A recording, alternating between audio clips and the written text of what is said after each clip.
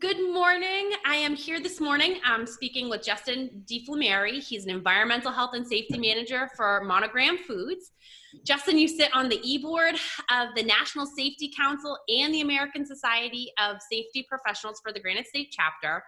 And I hear you have won Safety Professional of the Year award this year. So congratulations. Thank you so much. Thank you for having me today. Great intro. It's like you had a lot of practice with that. Thank you. I had some.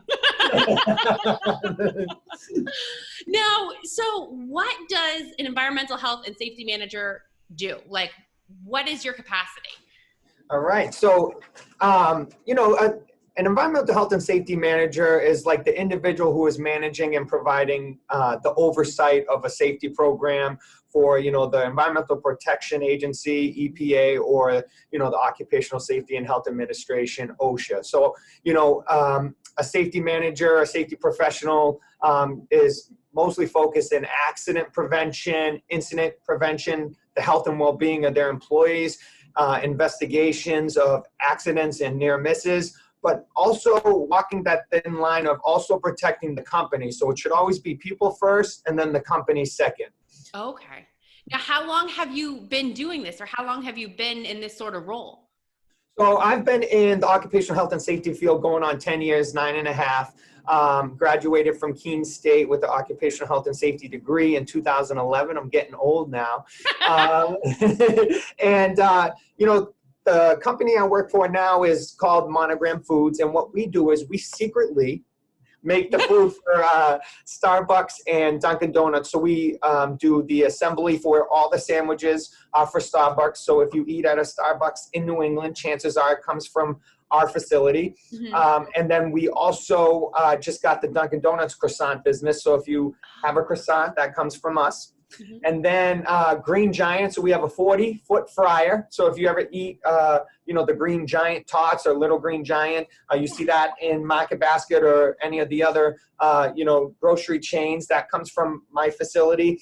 And then we also, which is my favorite product, is make the frozen sliders for TGI Fridays that can also be found in the grocery stores. Oh, nice. Oh my gosh, that's quite a range. That must be crazy. How many employees do you have, or how many people do you oversee? Yes, so I oversee around 1,000 employees and 800 production employees, and then we have different departments for distribution and warehousing, and then salary employees. So a day-to-day consists of when we talk about hazard prevention and incident prevention of you got the ergonomics factor of 800 people in a facility.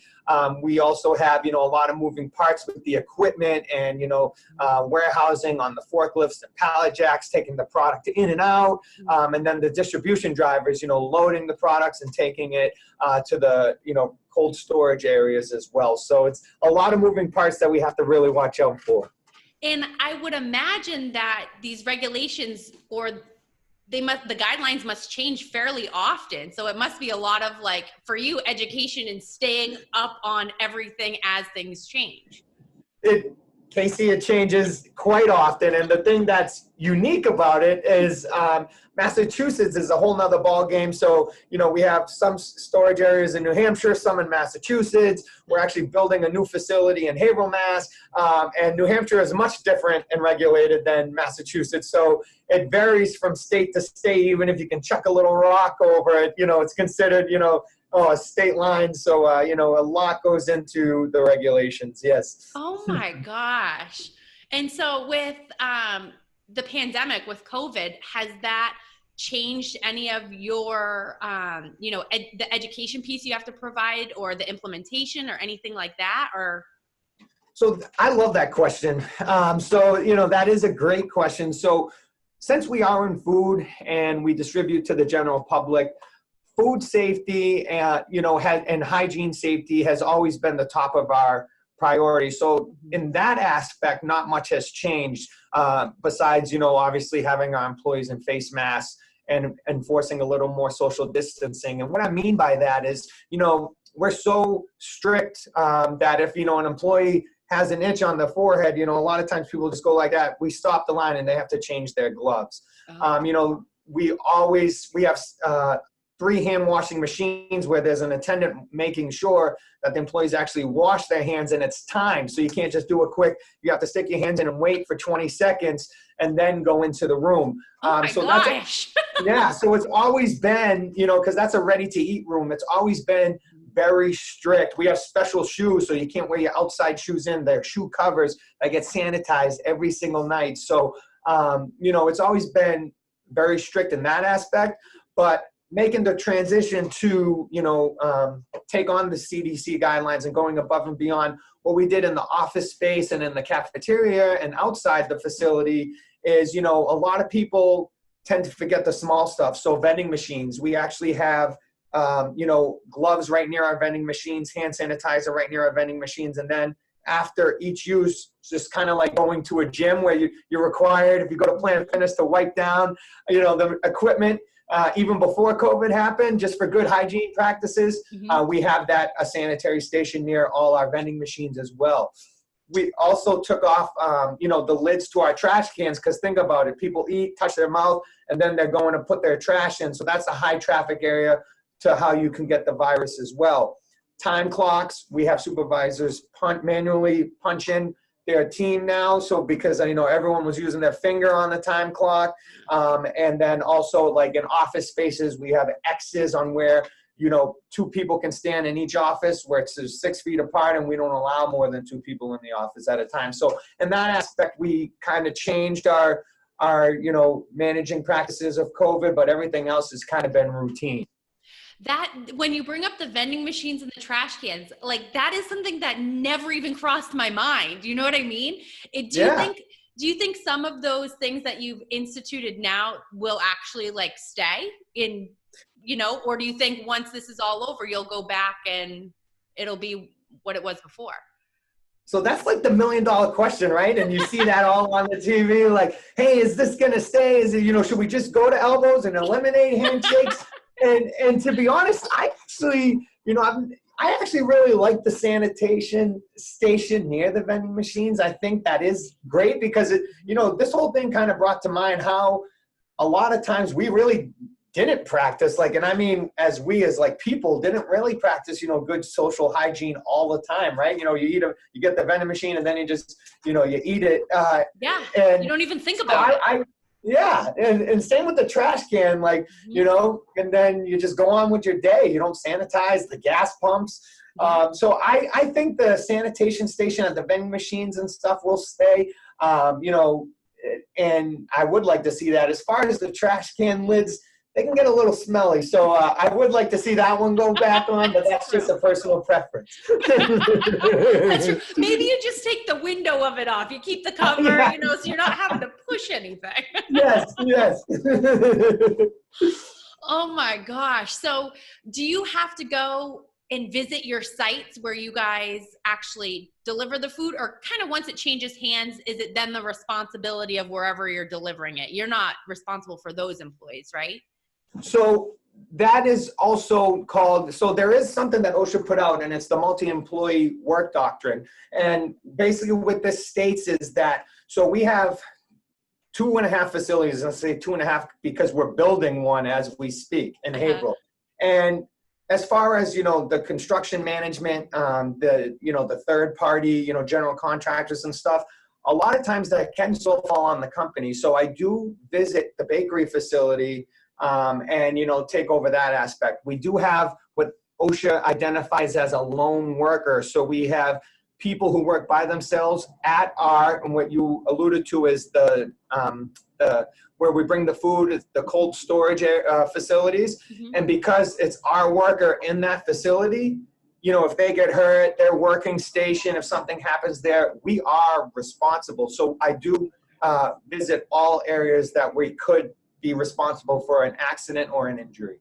Okay. So your day must never be the same. It is never the same. And that's one of the great things, but depending on the day, that could also be one of the challenging things as well. I bet. Oh my gosh. So what are some of the things that maybe, if there's a small business owner listening, or there is, someone who wants to put more things in place or more procedures in place for themselves and their families, you know, them going into the community. Do you have any suggestions or recommendations or things like that that could potentially help our listeners? Yeah, so I'll hit that in two parts. I'll start with the personal use and then go for the small business, because one of the, and you know, just for the people watching, this wasn't scripted at all, but you know, because the biggest question I always get is, do you because of the field I'm in, and you know, they're always like, do you recommend I can have a cookout now? And you know, everyone is different with COVID-19. Some people are still, you know, very adamant they don't want to leave, which I respect. And some people are saying, hey, it's been long enough. I want to have my body immune to it. So, you know, and I'm kind of in the middle because, you know, I see both and hear both sides, and I'm trying to prevent both sides, but all, you know, so, you know, I'll start with the personal choice. You know, I recommend to the people, you know, if they're going to like the gas stations or cookouts and stuff, you know, you have the gloves in your car, you have a bottle of hand sanitizer in your car. The hand sanitizer isn't in, you know, back order for 3 months like it was in March and April. So everyone has this capability to have that stuff. And then again, you know, we talk about good hygiene practices. You know, we should be washing our hands anyways, but like now I feel like people are more aware of touching their face, of, you know, of things like that. As far as the cookout, you know, I would do the 6 feet protocol and, you know, table spacing and chair spacing to make everybody comfortable. Because again, if you have a cookout and you have 10 to 12 people and you know, some people may be very nervous about it. And then other people may be like, hey, I just miss you guys. I want to come sit next to you guys. Yeah.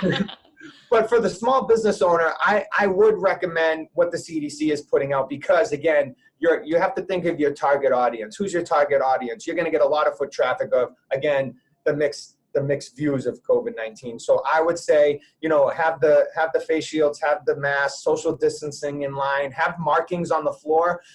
There's been a study that, you know, that the visual markings actually attract people, even if, you know, again, you're on the other side of the spectrum where, you know, that they'll just go to the visual marking and stand there. So we have them all around. Like I said, we use it in the offices. It helps people reinforce the social distancing, which again will help. And I always, if people say, well, I can't find gloves, I always use the shirt technique, the bottom of the shirt technique when opening a door. So I do recommend that as well. You can make shirt gloves. Yes. That is so funny. Now, what do you think, for you overseeing 1,000 employees, what's one of the more challenging aspects of your job? Like, what's one thing that you're just like, man, this is something that requires a lot of attention, or, you know, this is something that requires me to continually be learning, or, you know, anything along those lines?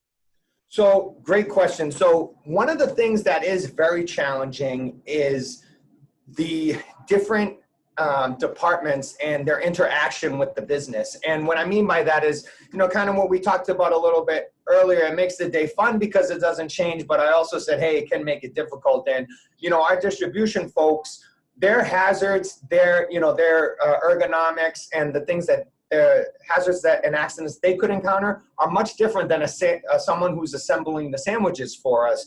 You know, it's more just repetitive motion, putting egg and cheese on a sandwich, as opposed to moving 3,000-pound pallet all day in this high traffic area while people are coming in and out, while people are doing the sandwich assembly. Yeah. So that's been one of the most difficult parts of my job. And then also kind of what you stated is, you know, we have CDC guidelines we have to adhere to now, EPA regulations. Again, Massachusetts has the Mass DEP, which is separate from all those, the MWRA, which is separate from those, you know, OSHA. So it's been a lot with everything going on too, to try and keep up and keep the facility safe, but again, also having the people safe first. So that's been really challenging with all this going on. Oh my gosh, it's wild. Absolutely wild. If you ever want to come for a tour, let me know. That might actually be really fun. That will be, we'll take a live episode and do a tour of your facility. And there you go.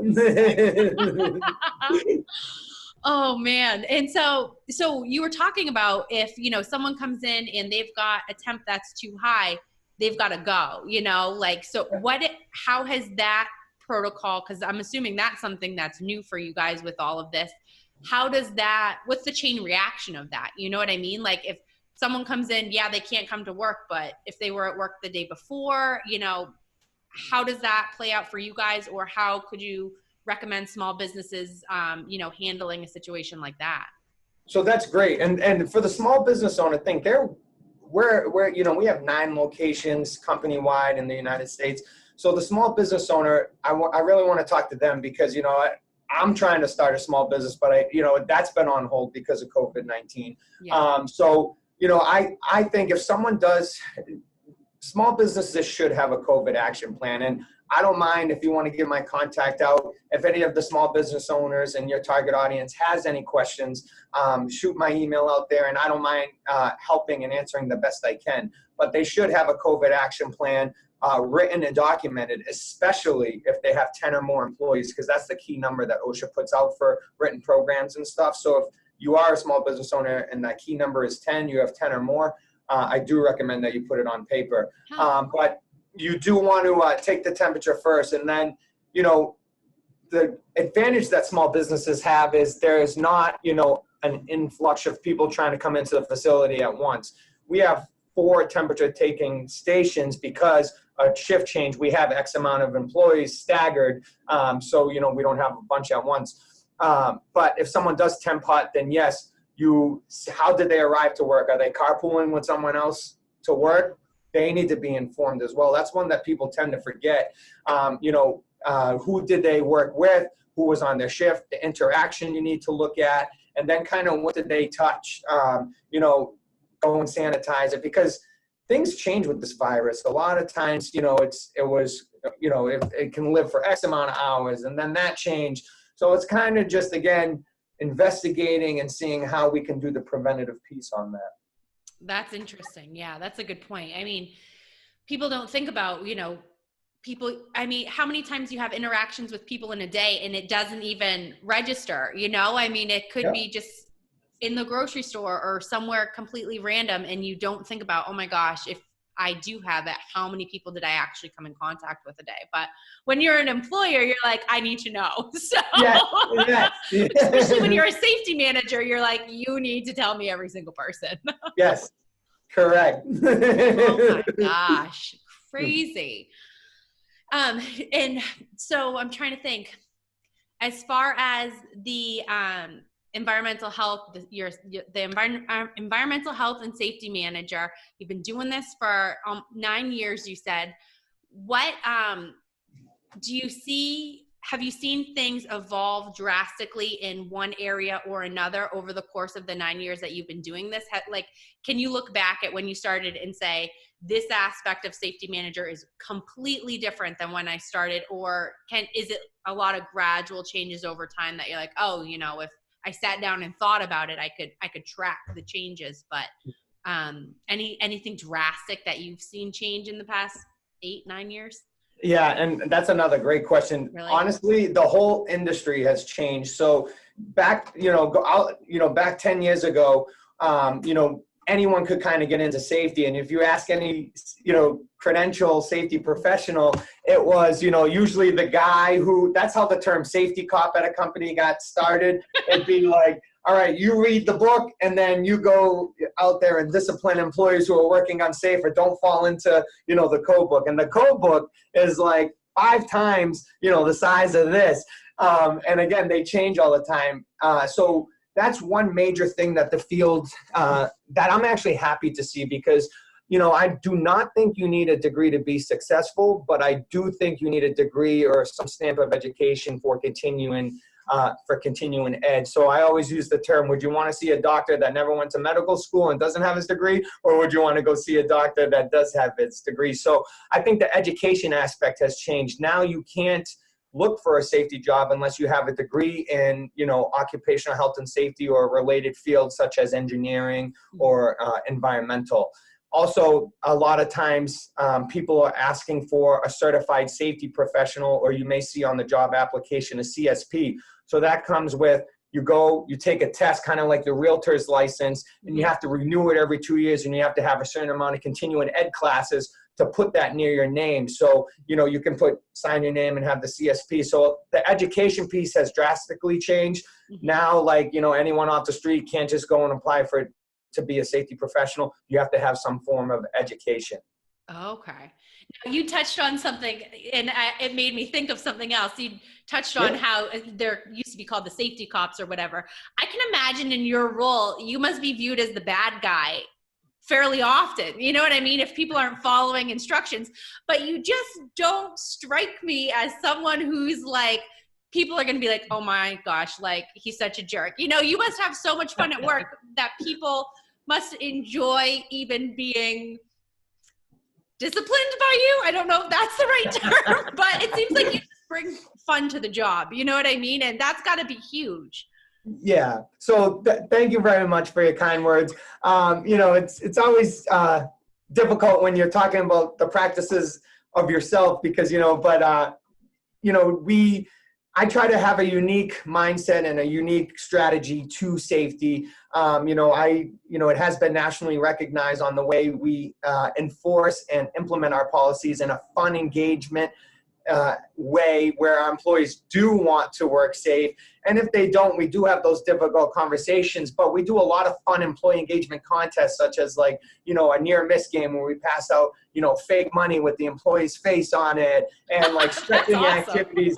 Right now, we're actually running a social fitness instead of social distance campaign where we're getting the employees exercising and stretching because a lot of repetitive motion ergonomics injuries is what we're seeing. And every time they complete one of the social fitness activities where it could be stretching, jumping jacks, etc., they get a 50-50 ticket and it goes into a bag. And at the end of July, we're pulling it out for a heated massage chair. So, instead of just saying, you need to stretch, that's our policy, we make it fun and make them want to do it. And, the proof is in the pudding with our numbers. We have one of the best safety records in the state of Massachusetts. So almost 1 million hours worked with a 0.98 injury rate, which is phenomenal. So you bring up a great point that, it really is all kind of sales and marketing, even with safety. Yeah. There's that huge component of it. Yeah. It sounds like it's working. I mean, I don't know. And I don't know if you know this off the top of your head, but it sounds like your safety numbers and your injury reports are way low. What is an average or what's considered acceptable? You know what I mean? So that's a great question. So general industry and manufacturing is the field that we would use to classify ourselves with OSHA when we have to submit in paperwork. And they state that the average is 2.5. And we have 0.98. So we're well under the rate. So, and again, it's a team effort. It's not a Justin effort, and it all goes into kind of what you were saying is, how are you engaging these employees? It's the fun aspect and making safety fun instead of just, well, you need to work safe, we don't want injuries, and then walk away. Yeah. Or if you've got someone that's just barking at you what you need to do. But yes. Oh gosh. Now, and then, so if someone were to, I guess there must be a range of what the procedure would be if someone breaks code or doesn't follow the safety guidelines, but it must vary depending on whether, like you said, you're in the heavy lifting type of position or you're in the, putting sandwiches together type of position. So that must all kind of be different for each employee too, right? So you've got to know who's following what codes depending on their job and stuff like that. Yes. So, exactly. There's think of it as a tier system. If someone, we talk about hygiene, if someone breaks hygiene, or this is just an example, show up in shorts or jewelry on, or, they're touching their face and we send them home. We don't mess around with that. Okay. But if someone's, not is bending with their back and not their knees, we'll have those conversations. If someone's not, speeding on the forklift around, multiple employees, we'll have those tough conversations. This is kind of like baseball. I know we know each other from baseball, the 3-strike rule, right? So, so that's a great example. That's awesome. I love that analogy. It's true. No, Justin, I so appreciate you coming on. I so appreciate you sharing your knowledge and, your insight, and especially how you can relate it to small businesses and the people who may be listening. you have any like last thoughts or anything that maybe I didn't ask you about that you think is important to share? I think just for the small business owner is we should support the small businesses, but just keep, again, keep the faith. We're all going to get through this. I know it is a challenging time, especially for small business owners, especially when you deal with the general public and health. But again, if any of your viewers have any questions, please feel free to email me. I love to interact about safety, and I don't mind answering any questions. Okay, perfect. We'll put your contact. You don't mind putting your email address up there? And if anyone needs to contact you, we'll just reach out and you can help. Awesome. Yes. Well, yes. Thank you so much for having me. Yeah, thank you so much. We'll have to do this again and find another topic, or when you start your small business, we'll do another one. Yes, and come for a tour. Yay! Thank you so much, Casey. Have a great day. Thank you, Justin. You too. Bye.